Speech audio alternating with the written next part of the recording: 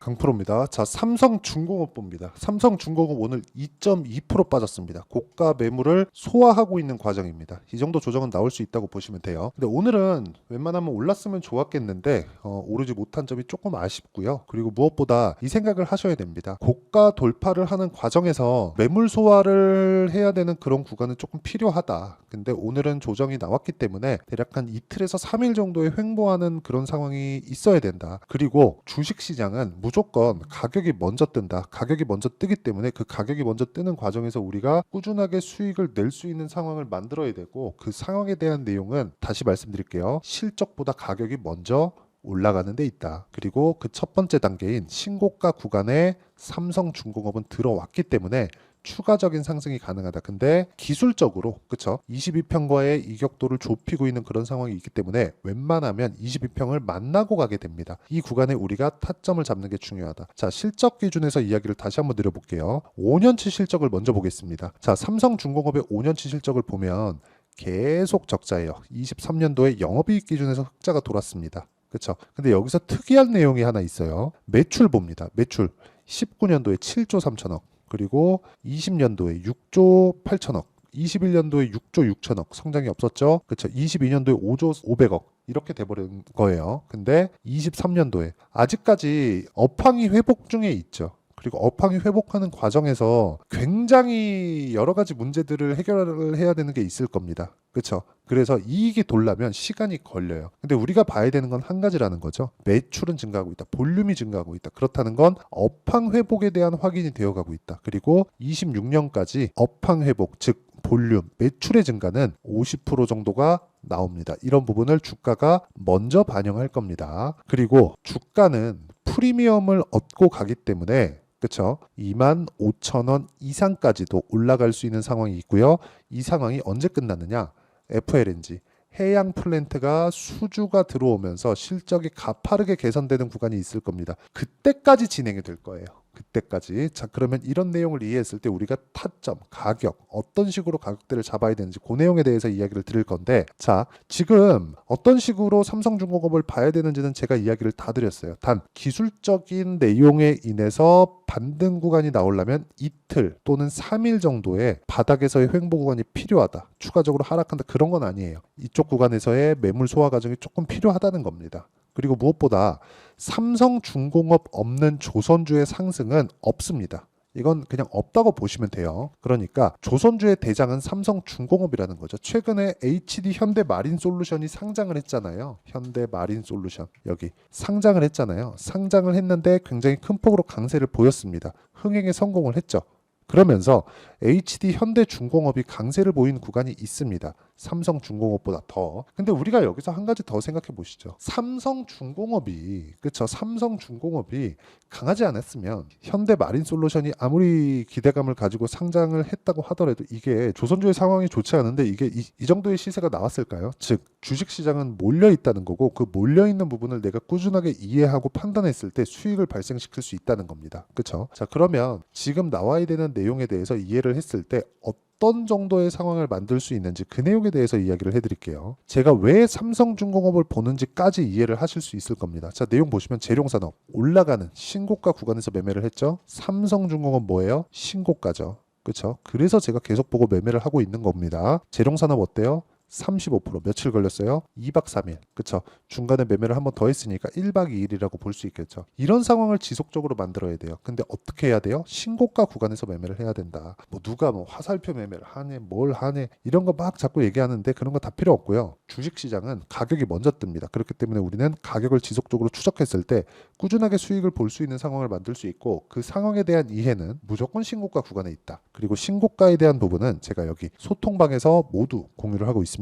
어제 같은 경우에는 이수페타시스, KBI 메탈, 캠트로니크, 성우전자 다 급등 나왔습니다. 그렇죠. 오늘은 시장이 눌렸던 그런 상황이 있었어요. HLB가 하한가를 갔기 때문인데 이런 부분에 대한 영향, 그리고 삼성전자도 밀리면서 시장을 눌렀고 삼성중공업이 하락한 이유도 그 영향에서 벗어나지 않습니다. 하지만 삼성중공업은 신고가 구간에 있고 강한 종목이기 때문에 시장이 회복하는 과정에서 시장보다 더 강한 움직임을 보일 수 있는 종목이라고 이야기를 드리는 거고, 재룡산업 같은 경우에도 시장보다 강한 움직임을 보인 게 지금과 같은 이유 때문에 그렇습니다. 그리고 어저께 공략한 종목군들, 뭐 이수 페타시스 이런 종목군들 보면 어때요? 그렇죠? 제가 신고가 구간에서 매수, 매도, 2% 수익, 어저께 매수, 매도, 8% 수익 이런 상황을 지속적으로 만든다는 거고요. 이런 내용에 대한 부분을 제가 여기 소통방에서 공유하고 있으니까 구독 그리고 좋아요 2개 눌러주시고요.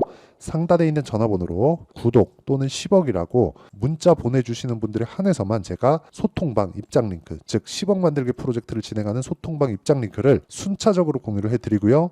삼성중공업의 실시간 타점 그리고 관련되어 있지 않더라도 강한 종목, 시장에서 강하게 움직일 수 있는 종목군, 즉 신고가 구간에 있는 종목군들을 제가 실시간 타점으로 모두 공략해 드리도록 하겠습니다. 자, 그러면 어떤 구간에서 공략을 해야 되는지 그 내용에 대해서 제가 이야기를 드렸는데, 이 내용에 맞춰서 삼성중공업을 보면 명확하게 제가 왜 하는지 아실 겁니다. 가격이 먼저 반영하고, 그쵸? 가격이 먼저 반영했기 때문에 올라왔고, 올라가는 구간이라면 앞으로 좋을 내용이 있다는 거죠. 앞으로 좋을 내용에 대해서 내가 이해를 한다면 뭘 해야 됩니까? 당연히 가격을 보고 타점을 잡아야 된다. 삼성중공업의 수주 잔고, 수주 실적에 대한 부분, 그쵸? 있습니다. 맞아요. 그 내용부터 한번 보시죠. 2월달 내용인데, 자, 내용 보세요. 삼성중공업, 나홀로 수주 질주, 비결은 해양 플랜트, 그쵸? 해양 플랜트 수주가 급격하게 증가하고 있다는 거예요. 근데 아직까지 실적 안 나오고 있죠. 그리고 여기 FLNG가 아니라 친환경 LNG 선박, 그쵸? 그리고 무엇보다 FLNG, 이건 해상 공장이라고 보시면 됩니다. 그쵸? 이런 식으로 이런 내용에 대한 부분은요, 삼성중공업이 세계 1위입니다. 그리고 여기서 제가 이 얘기 하나 드릴게요. 조선주, 한국에서 이 조선업은 세계에서 배를 가장 제일 잘 만드는 세 가지 업체가 다 모여 있습니다. 근데 이 기업들이 망했다가 다시 살아난 거예요. 그럼 다른 기업은 어떻게 될까요? 살아 있을까요? 아니죠. 망했어요. 경쟁자가 없습니다. 근데 미국이 또 눌러줘요. 그것조차도 오제다. 근데 그런 부분을 가격이 먼저 반영한다는 거죠. 비결은 해양 플랜트, 이게 중요한 게 아니라 이 내용을 가지고 신고가를 갖다는 게 중요합니다. 주가가 반응하고 있다. 하지만 우리는 타점을 어떻게 잡을지 모른다. 그 구간을 첫 번째 신고가 구간부터 잡자. 그 신고가에 대한 내용을 제가 여기 소통방에서 다 공유를 해드리도록 하겠습니다. 그리고 이렇게 제가 장 시작 전이에요. 다 47분, 8시 47분, 그쵸? 46분 다 장 시작 전입니다. 신고가 구간을 적극적으로 공략하기 때문에 이렇게 매매가 가능한 거고, 이 매매에 대한 내용을, 그쵸?